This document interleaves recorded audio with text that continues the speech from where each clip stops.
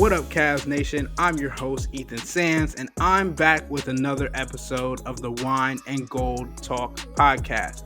I'm joined by your favorite beat reporter, Chris Fedor. How's the great city of DC treating you, Chris? It's good, man. I had a great dinner. I landed probably around 8 o'clock or so.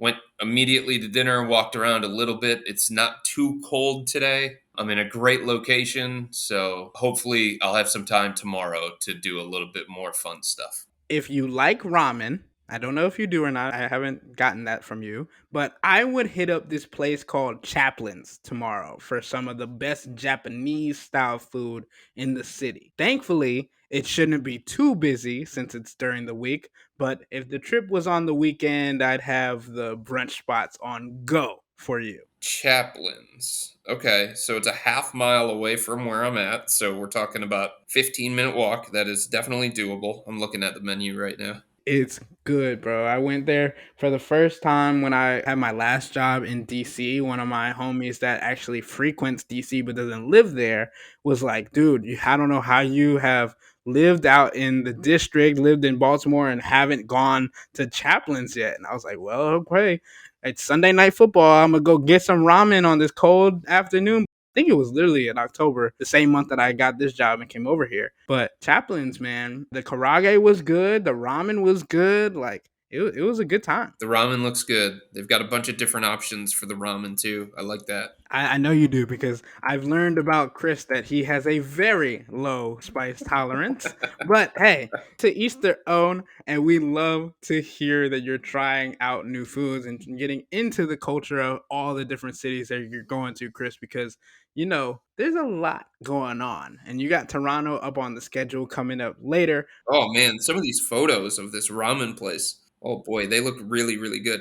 This isn't your Marusian, the stuff that you get for 10 cents at Giant Eagle. This is fancy ramen. That's what I'm talking about. Hey Chris, I will never steer you wrong with recommendations. I am known for the food spots, the date spots. You let me know, All right. I'm gonna hit you up and let you know that. Hey man, that's my city, man. I'm from Baltimore, but I since working in DC, like that is some place that I am very frequenting. So if you need any more recommendations, if our subtexters need any recommendations when they're in the DC area, y'all let me know. But we got to get into this podcast, Chris. And we didn't get into it yesterday with everything else going on and wanting to make sure we got our weekly Hey Chris episode out. But I wanted to talk to you about Donovan Mitchell participating in the 3-point contest as part of All-Star Weekend. And it's funny because I think the story starts with another player. Donovan had been campaigning to get Sam Merrill into the competition as he's grown to be a known sniper around the league.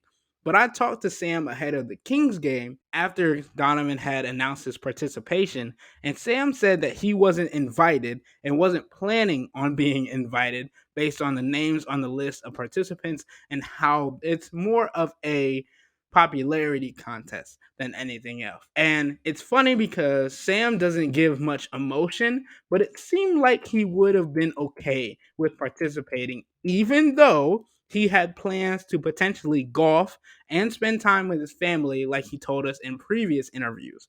So after the win over the Kings, Donovan talked about his participation and he said he was confident even while knowing that he's not labeled a 3-point shooter like the other players in the competition. He said that he would go out and win it for Sam though, since he wasn't extended an invite. Chris, I think Donovan can prove multiple points in this contest, showcasing his 3-point ability being the main one, but being the first player to win the dunk contest and the 3-point contest while also claiming victory over 2 All-Star starters selected over him in Tyrese Halliburton and Damian Lillard would definitely be icing on the cake, don't you think? Yeah, I think so. Donovan is a complete basketball player, right? I mean, I don't know how much these guys really value the 3-point contest and want to win it. Obviously, once they get into it, they're competitors and they want to win. It's not like he's Steph, right? It's not like he's Clay. He's kind of different. And I just don't know how much Donovan looks at it and says, okay, of all the things that I want to accomplish during the course of my career, I want to show that I'm the 3-point contest champion. I don't know how he feels about that. I guess it's a question that I'm going to dig into with him over the next couple of days. In saying that, like, I think this can show a different level to his game. And if he were to win it, because he isn't considered like Damian Lillard, like Steph Curry, like Klay Thompson, like Karl Anthony Towns, who's won it in the past, I think it would go a long way to maybe changing a little bit of the view of Donovan Mitchell. Although it's kind of weird to me that he's not looked at in that same conversation with those guys that I mentioned, because he is one of the most prolific 3-point shooters in the entire NBA. He takes so many threes per game, so many threes per season. Throughout the course of his career, he has shot at a good percentage. I wouldn't say it's an elite number, but when you take as much volume as what he does, you're probably not going to shoot like 40 to 45% from 3-point range. So I think it will be interesting to see just how Donovan handles that and how he fares against some elite shooters that are probably looked at in a different light than what he is. He's looked at as more of a scorer, I think, as opposed to like a marksman. Yeah, Chris. And I mean, when you think of all star 3-point contest, I think there's really no other person that comes to direct mind than Larry Bird. Mark Oh my Price, you mean? goodness. Really? That's who comes to mind for you? Well, yeah, just because when I was a kid and I was growing up, anytime he was in the 3-point contest and it was on late at night, my dad would tape it for me on VHS. And the next morning, my dad and I would watch it together. And, Mark Price dueled with some of the great shooters of the past. I still remember his duel with Craig Hodges. And I was like jumping up and down in my living room as if it was happening live, but I was watching it on tape. So, yeah, Mark Price in the 3-point contest with him in his Cavs jersey, his old school jersey, that's where my mind goes. Absolutely. See, so this is where me forgetting that you're from Yeah, Cleveland born and and raised have here. a okay, talk your stuff, talk your stuff. I give it to you. I give it to you. Okay. But for a guy that like came up and was like, all right, I want to look at the greats. I want to see who's the best at each sport and trying to like, I didn't really have a fandom. I think this past weekend with the Baltimore Ravens was like the first time that I actually like was rooting for a team as heavily as I have. I respect everything that Taylor Swift has brought in the football. A lot of people have been like, why on earth is Taylor Swift being shown on multiple occasions? And I'm like, dog, do you understand the volume that she brings, the gravity that she brings to everything she touches? But so back to the shooting contest, it's like I really think that Larry Bird, for me, you look back at the old videos, you look back at Magic Johnson, Michael Jordan watching on from the sidelines, and they're like, this dude just talked all this mess in the locker room and then said, I'm gonna come out and beat y'all busters, and I'm gonna do it with my warm up still on. I'm gonna still do it with my regular shoes on. I'm gonna still do it with my pants on, and y'all are out here trying y'all best.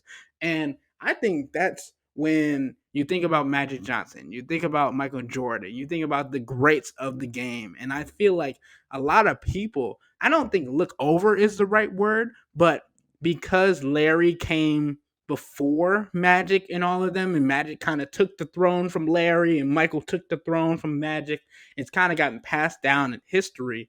But Larry Bird, dude, like he's one of the what we call original gangsters. Like he was talking and doing all of these things. The fact that Homeboy said, I'm going to go and get however many points with strictly my left hand. I don't know if the kids know this, but when LeBron was talking about wanting to score however many points because he's already the leading scorer of all time with his left hand, that's a reference to Larry Bird. So, for some history for you kiddos out there. Yeah, I mean, Larry Bird took that thing seriously too. He wanted to win the 3-point contest. Also, I have to correct you. Like people in this area, they did not care about Taylor Swift or the Kansas City Chiefs. They just wanted to see Baltimore lose. See, so okay, so there we go. That's what I'm saying. It wasn't about Taylor Swift. It wasn't about Patrick Mahomes. It wasn't about Andy Reid. It was about you took our team and we hate you forever because of that. So it was anybody, and the Chiefs are a pain in the butt too, right? And I'm so sick of watching the Chiefs. But when it comes to the Ravens, it's anybody but them. So listen, Chris, I think you misheard me because I was saying I was rooting for Baltimore rather than the Chiefs. Yes, of course you were. I walk into the Cleveland pub right across the street from my apartment, and I walk in with the Sunday knowing that nobody in that joint is going to be wearing Cleveland Browns jerseys. I remember when, because this is a place that I frequent just because it's right across the street from where I'm at, they're like, you should come for the Cleveland Browns and Baltimore Ravens game. I'm like, I'm not stupid.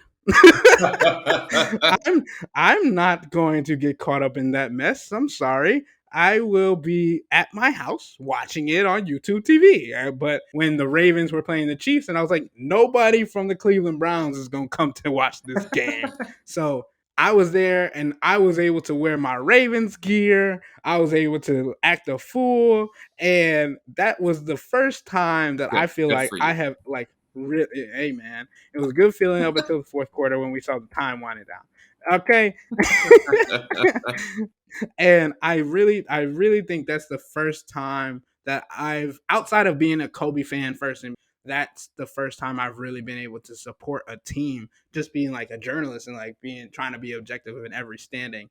So I think it's funny because as soon as I walked in, they were like, "You know what? We don't like," and I was like, "Well, hey man, I'm here for the game. I'm gonna spend good money here. Y'all, you'll get okay. You'll be okay. You'll be okay." But back to the Cavs. In the same breath of mentioning the All Star game, we have to make note that Jarrett Allen was not selected as an injury replacement by Commissioner Adam Silver, who instead selected Toronto's Scotty Barnes and Atlanta's Trae Young to replace New York's Julius Randle and Philadelphia's Joel Embiid. What did you think of this decision? I'm not surprised that it was Trey. I think there's a strong case that he deserves to be an all star. And, Adam Silver doesn't have to pick bigs just because those are bigs that are missing. He's just trying to figure out who is most deserving, who he wants to reward. I totally understand Trey. I also understand not making Trey a starter, not making him a reserve, and making him have to wait his turn because they're 22 and 28. In saying that, he's top 10 in scoring in the NBA. He's averaging a career high in assists, and they're not 22 and 28 because he's had a bad season. You know what I mean? They're 22 and 28 because it's a weird roster. It's a flawed roster. I don't know that him and DeJounte Murray work all that well from a fit standpoint, but individually, he's had a great year. And I think this is about the time because all of the other better options have already been chosen. I think this is about the time where you take Trey and you put him in the All Star game and you let him put on a show and you reward him for his individual accomplishments this year. The Scotty Barnes thing is pretty perplexing. And that doesn't mean that he's not having a great season because he is. He's averaging career highs basically across the board. But, Toronto is one of the worst teams in the NBA. They're 2-8 in their last 10. And I just think the way that the Cavs have played and the way that Jarrett has played individually as well, I think both of those things together warrant the Cavs having two All-Stars this year. Boston's got two, and I think the Cavs were definitely deserving of having two. So the Scotty Barnes thing, look, you can make an argument that he belongs there individually. The way that he has played for the Raptors at this stage of his career, it's impressive. He's putting up good numbers, but I just think at some point, the way that Jarrett has played combined with the Cavs being the number 2 seed in the Eastern Conference deserves more recognition than what it's gotten to this point. Yeah, I completely agree. Like when I saw who were the replacements, I was like, all right, Trey Young, that makes sense. Why on earth is Scotty Barnes in there? And you mentioned it, like obviously his numbers are good, but we got to talk about impact and we got to talk about being an all-star caliber player to be able to lift your team to new heights. And that was Jarrett Allen to a T.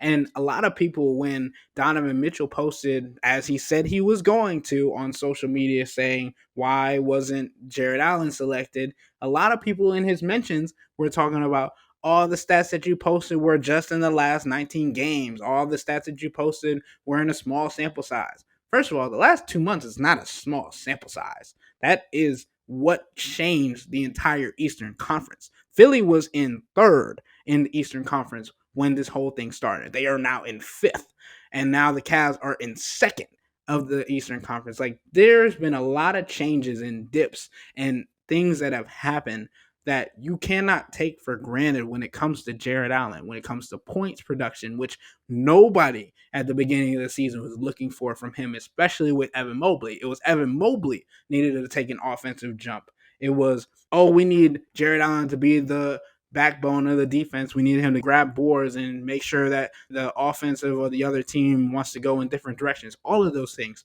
But Jarrett Allen said, okay, y'all are having problems on the offensive end because we lost Evan Mobley and we lost Darius Garland, who were two of the top three offensive outputs at that time for the Cavs, and said, oh, I'm going to step up and do my thing. Oh, I'm going to go grab double digit rebounds. Oh, I'm going to set a franchise record for double doubles. And then as soon as Evan gets back, it's like, okay, let's divvy up the workload. Let's actually make these things flow as we saw fit in the beginning of the season. And those are the things that you don't see a lot of the bigs in the game being able to do, be able to step up when stars like Evan Mobley and Darius Garland go out. And I think that more than anything was the reason why Jarrett Allen should have been able to make that jump, even over other guys like Kristaps and the other injury replacement opportunities that Adam Silver had to make. I mean, again, there's a case for Scotty Barnes. We have to be honest. There is a case for Yeah, Scotty there Barnes. is. Like in terms of estimated plus minus, he is very close to Jarrett. He's behind Jarrett, but he's very close to Jarrett. Jarrett's in the 90th percentile. Scotty Barnes is in the 88th percentile. In terms of value over replacement player, something that is supposed to measure impact of a player independent of other things. I mean, Scotty Barnes is in the top 20 in the entire NBA. In terms of win shares, Jarrett Allen has him beat. Jarrett's top 15 in that. Scotty Barnes is outside the top 20. But like again, it's not a situation where like Mikal Bridges got in over Jarrett Allen or something like that. I think if there was anybody in the front court that would potentially stand in the way of Jarrett, of the remaining guys who could potentially stand in his way, like Scotty Barnes was the guy that loomed. Jimmy Butler was the other one too, but it seems like Commissioner Adam Silver and maybe even fans and players are holding it against Jimmy that he doesn't play all that many games. So the bottom line is, I do think there is a legitimate argument for Scotty Barnes, but if it's close in a lot of the categories that are supposed to measure impact, at that point, to me, the tiebreaker should be how the team has performed. That's just me. I agree. And I also wanted to get your thoughts on how the timeline is set up ahead of the All Star game, with tip off set for February 18th in Indianapolis and the trade deadline on February 8th. I know that most of the players are locks for their teams that make the All Star game and seen as untradeable, but Trey Young this year seems to be the outlier. He's been added into the All Star mix as of late, as we mentioned, as an injury replacement. And I find it interesting because I'm convinced that he's not going to be on the Hawks by the All Star break. What? Yeah, Really? I honestly think if they're going to trade somebody, Huh. the options for Trey Young to be traded to the Spurs to link up with Victor Wembanyama, what do you think about that? Like, that's nasty. Well, I think it depends on what Atlanta would want back in return and whether San Antonio has the pieces to make that work, right? So, like in the situation that the Spurs are in, what are they going to be willing to give up in order to get somebody like Trey? And what would Atlanta want in return? Because usually, what it comes down to, Ethan, is that if you have an underachieving, underperforming team and you want to shift back into a rebuild, you want a whole bunch of draft capital, right? You want some combination of young, up and coming players and draft capital. Well, like, it would be weird to me to see a team like San Antonio in the situation that they're in, even if they do get Trey, to sacrifice a lot of their future and a lot of their draft capital moving forward because that's how they're trying to build their team. Unless they feel like, hey, Victor's the guy, he's the focal point, we feel really, really good, we think it's now time to accelerate our timeline. Maybe they look at it that way. Yeah, and I mean, I think the other thing is like Greg Popovich isn't getting any younger, and we know how much he impacts the game as a coach. and being able to coach big time players throughout his career and actually elevate them. DeJounte Murray has actually also said that he wouldn't be opposed to getting traded back to the Spurs, but It's like a honestly little think, bit of a different situation, I think. okay, Because there's like built-in understanding from San Antonio of the strengths and the weaknesses of DeJounte Murray. They've got enough familiarity with him. When it comes to Trey, like giving up everything that they would probably have to give up in order to get somebody who they don't have knowledge of how he's going to fit into their system. They don't have knowledge of how he's going to fit into their locker room. They don't have as much knowledge of how he's going to blend with the coaching staff. Like, to me, there would be more uncertainty in terms of trading for Trey. Like, Trey's a better player. He's a better point guard. He's probably a better fit in terms of run and pick and roll stuff with Wemby. But I think there's more uncertainty from San Antonio's perspective of what they're going to get from Trey. And if you give up all that stuff and you're a rebuilding team, you get to push your chips in the table once on those kinds of players. You know what I'm saying? So you better make sure that it's the right guy in the right system, the right fit behind the scenes, the right kind of leader, all those different things. And I just don't know that Trey is. He certainly doesn't seem to have that same kind of reputation. I honestly like Trey Young only because of the fact that he has never been afraid to be the villain since high school. Like nobody's liked him. And when he got to the NBA, when he went to Madison Square Garden and has done his ice cold Trey celebration on multiple occasions, that is what makes me like him. And that might just be me because I've always been an antagonist grows into a hero or whatever kind of person. But I think the point as of now is like I wanted to see what you thought of the potential for trades to happen with the All-Star game so close.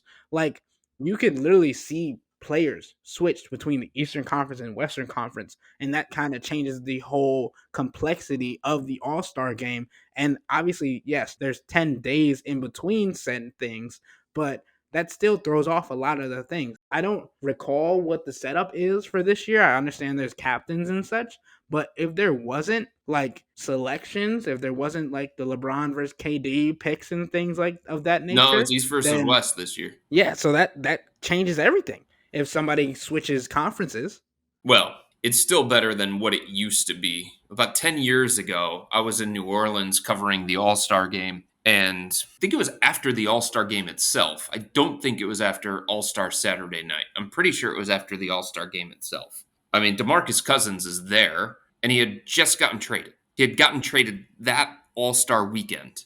And he had to sit up there at a podium and try and digest getting traded.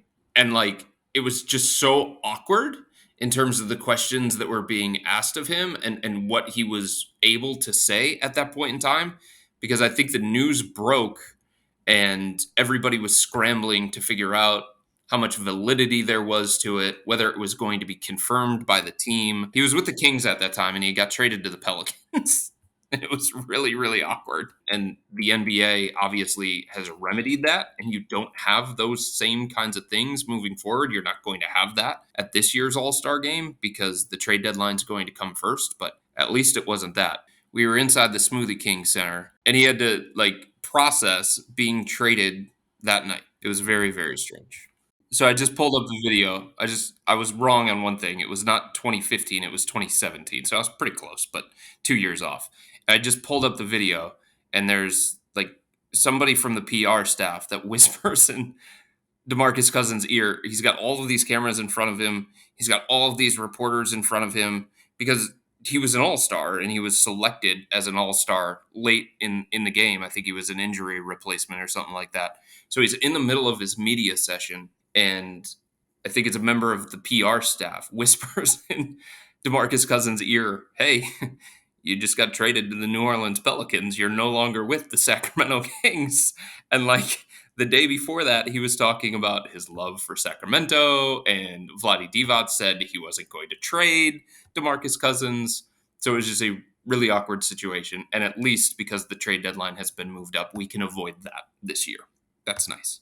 That reminds me, like the All Star game setup kind of reminds me of what's going on in the NFL with the Super Bowl, because like you have all of these reporters that don't generally cover the team that just fly out to Vegas to cover this one event. And like you have people asking Travis Kelsey about Taylor Swift, who we mentioned earlier in the podcast. You have reporters asking Travis Kelsey about getting a fade and having the fade named the Travis Kelsey, which is not a thing. Oh my god, the fade has been around for forever. And Travis having to say, I feel bad for myself because y'all threw me to the wolves on February 1st. If people don't know what month it is, it's Black History Month. And on February 1st, this news jumped out saying that the Travis Kelsey was the fade. And as Travis knows, that is not the case. And then you also have reporters talking to Patrick Mahomes, asking him what his best Kermit the Frog impersonation is, and him having to say, I'm talking, aren't I? Like the All Star game setup and the NFL Super Bowl setup, and having reporters that are just in the area having to ask questions that are clickbait worthy or story worthy or whatever you might want to call it is insane to me, because like you said, like we've talked about, like there are potential for players to get traded and have to not only move teams but move their families too. And like these are, we've talked a lot about mental health on this podcast over the last couple of months, and we have to remind ourselves that these players are people first. Like they are people. They are going through these emotions. And I think you mentioning the Smoothie King to going to the podium and talking about these things is a great representation of that, because you really, these players don't have a lot of time to idealize what is going on. And that's really hard. And a lot of fans want to talk about like, oh, they have it nice, they have it good, yada yada yada. Like Sam Merrill was on the Kings a couple years ago, like, and had to find out where he was. He was thought he was about to play in Europe. Like people's lives change if you are not a star player, and a lot of people aren't star players in this league. And we've talked a lot about varying topics today, and I'm glad. And we're going to take a quick break, but I got to put our subscribers on to something new that has to do with nothing about sports. And it's about a new podcast that cleveland.com is running. And if you like food and drinks, and who doesn't, we're breaking new ground with our lively new podcast about dining and drinking in the greater Cleveland area. The hosts talk about the latest foodie happenings, joined by the most in the know experts in town. It's called Dine Drink CLE, and you can find it anywhere you download podcasts. Give it a listen, quench your thirst, and feed that appetite. When we come back to the Wine and Gold Talk podcast, we're going to discuss the pros and cons of Craig Porter Jr. being sent down to the G League with the Cavs roster nearly at full strength. But before then, become a Cavs insider and interact with me and Chris by subscribing to Subtext. Chris, with the trade deadline looming and all-star notifications coming in, tell the fans what they're getting from you on Subtext. Yeah, it's just a way to join the community. It's a Cavs community, and you get information, news, analysis sent straight to your phone, and you can interact with Ethan and I as games are going on. You get sights and sounds from shoot around and from practice. So somebody always used to tell me as I started out being a reporter, you report with your eyes, right? So Ethan and I, we're there. We're at shoot around. We're at practice. We're there in the locker room before games, after games.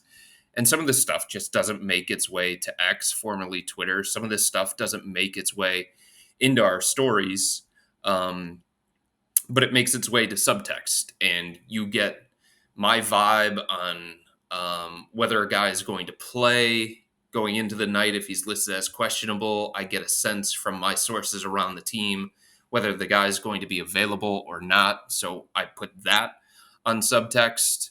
Interesting nuggets that we see in the locker room, interesting nuggets that we see at shoot around practice. You get that as well.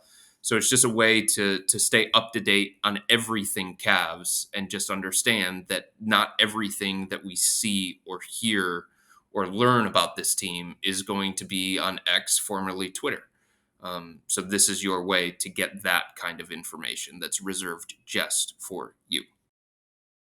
And to get this information and even ask some questions that don't have to do with sports.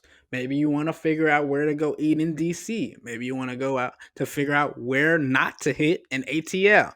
Sign up for a 14-day free trial or visit cleveland.com backslash Cavs and click on the blue bar at the top of the page. If you don't like it, that's fine. All you have to do is text the word stop. It's easy. But we can tell you that the people who sign up stick around because this is the best way to get insider coverage on the Cavs from Chris and myself. We'll be right back.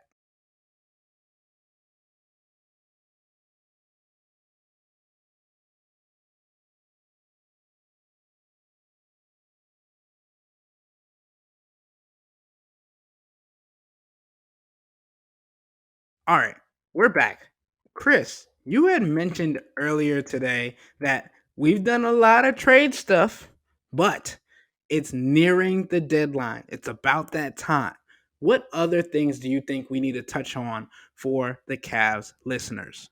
I'm just curious from your perspective, Ethan, if the Cavs could make a move to address some position on the team, what do you think is most needed?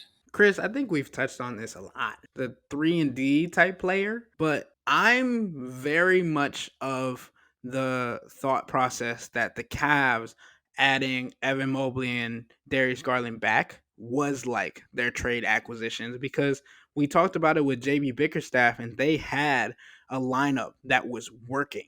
They had a rotation that was working. And now you add in two quote unquote new players that are acclimating into the new system because before Darius Garland and Evan Mobley went out, they were not playing the way that they are now. They were 13 and 12 and they were trying to find their identity and now they know exactly who they are and what they need to do to be successful on a nightly basis and acclimating two all-star level players into that team is like bringing in players that can help out on a nightly basis. And we talked about bringing in win now players. Those two are win now players. Those two are guys that have playoff experience and want to get back to that and exceed the expectations that were set for them at the beginning of the season. Like we had said, I think at the beginning of the season, 3 or 4 was the goal for them at the end of the year to be at. They're at number 2 right now. So they're already ahead of schedule. They're already doing things that personally I didn't think were possible with what we had came into this year looking at. Obviously, the 76ers losing Joel Embiid changes a lot of things, but I honestly think that the team that they have right now, the morale, the joy, the camaraderie that they've built is something that can be altered by bringing in a wrong piece. And I don't want to see that for the Cavs to bring somebody in that they think is going to elevate the team, but also shifts how they look at each other in the locker room. Because I don't think I've seen Max Strus smile as much as since they started winning. I don't think you see Donovan Mitchell stand up on a Gatorade stand trying to get into Max Strus's interview if they're not winning as much, if they're not playing as much. And I was listening to a different podcast earlier today, and it was crazy to think about that they were right. You look at Donovan Mitchell, and we came into this season, we came in at 13 and 12 with a lot of people asking us, where's Donovan Mitchell going at the trade deadline? What's going on? Yada, yada, yada. And Donovan feels like he's having more fun than ever. And I asked him this in the locker room talking about, is this the most joyful? Is this the most together team he's played for and played with? And he's hesitated, but he ended up saying yes because you think about him playing with Rudy Gobert and the Utah Jazz and the teams that they've been able to put together. And last year they were having fun too at points when they were on positive streaks. But this year feels different. It feels like they don't expect to lose at any point. They always go in with the notion that they can win almost any setup, any game that they're faced with. And it's crazy to think about that other coaches around the league are taking notice. Like Mike Brown with the Sacramento Kings said before their game earlier this week that they really can go up and face adversity because they faced it earlier in the season, that nothing can stand in their way. And I think that's the difference of bringing in someone new is they don't have that same battle test with the same group. They might be battle tested with a different team, but because you have that Max Struess energy, because you have that Donovan Mitchell energy, because you have that Isaac Okoro energy, you get those players to ramp up at a different volume because they understand the standard that they've set for each other, and they also have confidence in one another. And if you bring somebody else in, they might not have the same confidence. Like earlier this season, I was privy to this. Who was Dean Wade? Who was Sam Merrill? Why would I believe in those players? That might be the same notion that the players that are coming in might still have because they haven't played alongside them. You don't get the same experience with players unless you're playing with them on a daily, nightly basis. And that's what this Cavs team has built. Like they are growing together. They've grown together. They've experienced together. And Donovan Mitchell mentioned it after the Sacramento Kings game that Max Struess has been great for them on multiple things, but he set the tone as early as training camp when it came to the beep test. Here we go about the beep test again. Yeah. Yeah. And the beep test is something that teams test with fitness, and Max Struess apparently Right. blew it out the water. Yeah, he brought a different standard because he came from Miami, where it was no nonsense. It was a winning culture. It was a championship level organization. And yeah, I mean, you can tell that Max has brought that to the locker room. I remember after one of the first games that they lost this year, Max was pissed. Some of the other guys were just kind of like, hey, it's a long season, nothing to get too concerned about. And Max is in there and he's pissed because they lost, because he has a different standard coming from Miami. And it feels like the Cavs have elevated their standard as well. But like when it comes to the trade deadline, Ethan, to me, this feels more like a setup because the front office knows that JB Bickerstaff begrudgingly plays 10. Yeah. He's most comfortable with 8, 9, but he will play 10. And the front office knows that. And there are 10 that legitimately deserve consistent minutes on this roster, that have earned consistent minutes on this roster. And JB has a hard enough time juggling that. Like, can I find minutes for Sam Merrill? Can I find minutes for Craig Porter Jr.? Because those guys are outside or just on the borderline of that 10 range. So, like, to me, this setup feels more like a team that is going to be a player in the buyout market. You find somebody that a team does not want, they buy out of their contract, and the guy is attracted to number one, the number 2 seed in the Eastern Conference, number 2, an opportunity to play on a high level team with playoff/championship aspirations, and number 3, maybe play alongside Donovan Mitchell. So I don't know who fits that profile, but that to me makes more sense for this kind of team than going out and trading away a player or two that they like, a player or two that they value, a player or two that's already in this rotation for somebody just to beef up the 8, 9 spot in the rotation. If the right deal comes along, I can certainly see the Cavs considering it, maybe even pulling the trigger. But I think they're going to be more attractive than what they once were when it comes to the buyout market. And a guy in a buyout is different expectations, different role, different responsibilities than somebody that the Cavs would have to give up assets in order to acquire. And I think the most important thing with that is like the Cavs don't want somebody that thinks that they're going to come in and start. They are very confident with the starting lineup that they have. Darius, Donovan, Max, Jarrett, and Evan. That is the starting lineup that they thought they were going to have at the beginning of the season. And they're just now getting it back and being able to see how it works in the scheme that they figured out that works on a nightly basis. Like, that is the biggest thing for the Cavs. Like, obviously, Chris is absolutely right with thinking that the buyout market is good because those players are trying to just stay in the league at that point most of the time.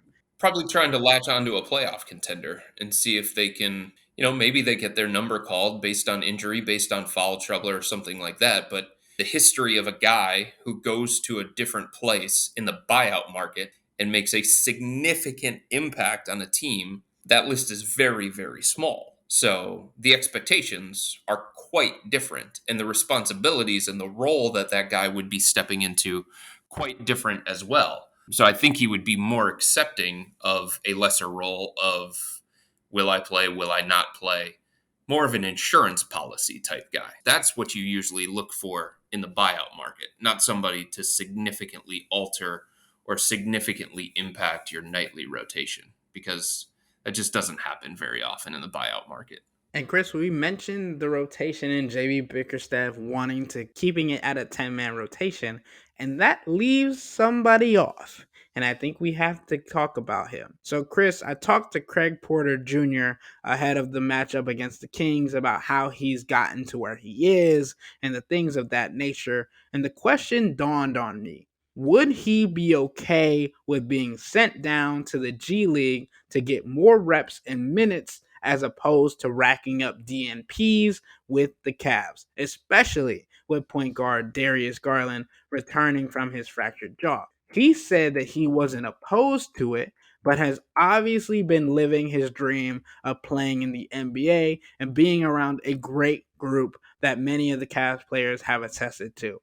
If he were to be sent down for a game with the G League's Cleveland Charge, it would be his debut in a season where he thought he'd be flipping between squads periodically, like how Isaiah Mobley and Imani Bates are doing. Do you think it would be beneficial or fitting for the Cavs to have Craig play with the Charge to keep him fresh if JB has said that he wants to keep said 10-man rotation and that excludes Craig or has him at the bottom of the pecking order? I don't think they can afford to do that because they don't have a backup point guard on this roster that's healthy and available. Now, if Ty Jerome finally gets healthy and he can be active for a game for the third time this season, then I think it changes a little bit. But what happens if Donovan gets hurt? What happens if Darius Garland has to leave a game because he gets smacked in the face again, or he gets into foul trouble, or he rolls an ankle, or something along those lines? I just think, even though they have ball handling options, I think they need to keep Craig Porter Jr. up here as an insurance policy, a game to game insurance policy, because they just don't have enough healthy bodies at that particular position. I mean, Darius Garland's on a minute restriction. You don't want to play Donovan a whole ton of minutes as you continue to progress throughout the season. So you may see JB start to cut his down just a little bit more. Karis LeVert has battled injuries, including knee soreness. What if his knee flares up? So I just think there are too many variables that are attached to why Craig Porter Jr. is so valuable for this roster. And I just don't know, Ethan. This is a guy who has played a number of games in the NBA as a rookie. He has shown himself to be competent and capable in the role that the Cavs have given him. Each time he's gotten a bigger opportunity, he doesn't look rattled. He looks in control. He knows the system. He runs the team in a positive way. So I just don't know what somebody like that is going to gain by going down to the G League. It's one thing if it's Isaiah Mobley and it's Imani Bates, and those were like big time upside swings, and they need reps, and they need game action, and they need consistent playing time. For Craig Porter Jr., who has already played in the NBA and handled himself well in those minutes, I just don't think there's a ton of value in sending him down to the G League. So, Chris, I think honestly, the only time that I think the Cavs wouldn't shift Donovan to the point guard role or keep Darius in the point guard role, and we've seen it this season, is if both of them are out at the same time. And we've seen them be able to throw in Max Strus into the number two role, into the shooting guard role, which is his primary position before coming to the Cavs, and move Isaac Okoro to the three spot and do the divvy up as of there. I honestly think that Craig could benefit more from the G League experience, and I'm somebody that's loved seeing him play at the NBA level. And he jokingly said that he's gotten used to the lavish life of the NBA and has heard stories about the G League. And even though he hasn't been getting consistent minutes, has been enjoying his time with the Cavs. And I think that says a lot about his character and the selflessness of this Cavs team to not be worried about themselves, but rather the group and continuing to grow their relationships with one another. What is a 23-year-old rookie that already has NBA experience, a good chunk of it, more than anybody anticipated at this point? What's he going to gain by going down to the G League, do you think? Game run. I think that's the main thing. But he's already gotten that at the NBA level. Right, but it's not on a consistent basis. Like I think because you're not playing every day. Obviously, you get a lot from guarding Darius and Donovan in practice and those things, but you're not going game speed in those practices. You're not getting the same reps. You're not getting, and obviously he's worked a lot in college, played 5 years in college, JUCO, then going to Wichita State before coming to the NBA and being an undrafted rookie. Like, he is someone who has experience, but being able to, obviously the G League is a lesser talent based pool than the NBA, but you still have guys that are on the cusp of making it to the NBA. That you have guys that have been able to make it. It's not like you're going to the Y and hooping against guys that you know you can dominate. Like, Craig could make his debut and could go off in multiple ways. Sure, maybe that's what he needs. Maybe that's what the Cavs need, to just throw him out there one time and be like, okay, you're too good for the G League. Come back up. That's my thing. It's not like he's not on a two-way contract that you can't just pull him back up. Obviously, if there's a game on the same day or the day before, you have to measure that out.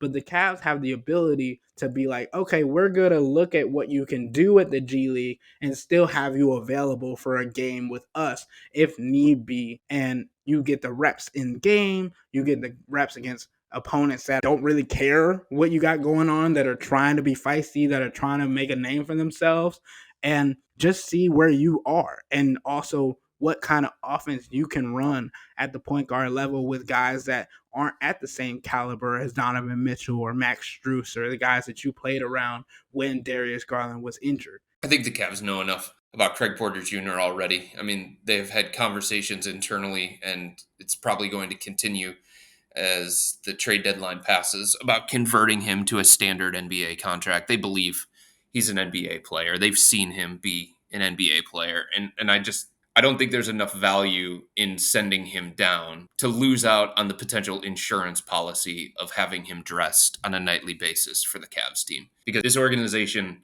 has to protect itself on a nightly basis when it comes to lineup decisions, when it comes to inactives versus actives.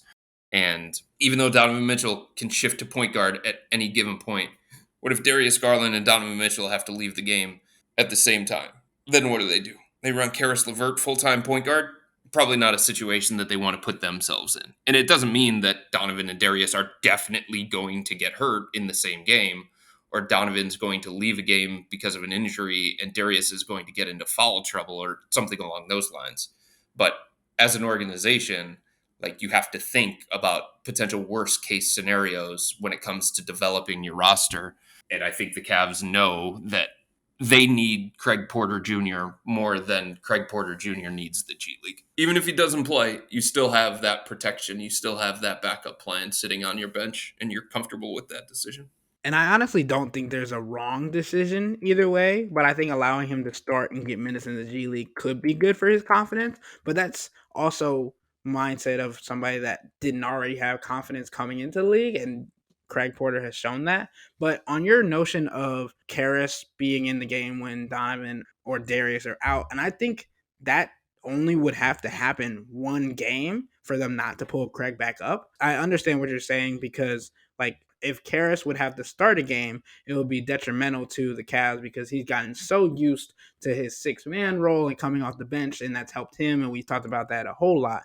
But I think that's like a very scarce scenario. And we obviously don't wish injury on anybody on this podcast. Of course, but you can't control what happens throughout the course of a basketball game. And you don't know when you're going to need that guy. Maybe a situation arises and JB turns to his bench and he's like, hey, I need Craig Porter Jr. He hasn't been in the rotation for a number of days. He hasn't been in the rotation for a number of weeks, but I need him because a situation presented itself that is impossible to predict. That's life in the NBA. Things change quickly. Yeah, and I agree. Like I said, I don't think there's a bad decision either way. I think it was just worth the conversation because obviously he's a 23-year-old rookie, which doesn't happen a lot in today's NBA, it seems, and he's growing. But I think he's benefited a lot from the NBA, and I think he would also benefit from the G League. But with all that being said, that'll wrap up today's episode of the Wine and Gold Talk podcast. But remember to become a Cavs insider and interact with Chris and me by subscribing to Subtext. Sign up for a 14-day free trial or visit cleveland.com/Cavs and click on the blue bar at the top of the page. If you don't like it, that's fine. All you have to do is text the word STOP. It's easy, but we can tell you that the people who sign up stick around because this is the best way to get insider coverage on the Cavs from me and Chris. This isn't just our podcast, it's your podcast. And the only way to have your voice heard is through Subtext. Y'all be safe. We out.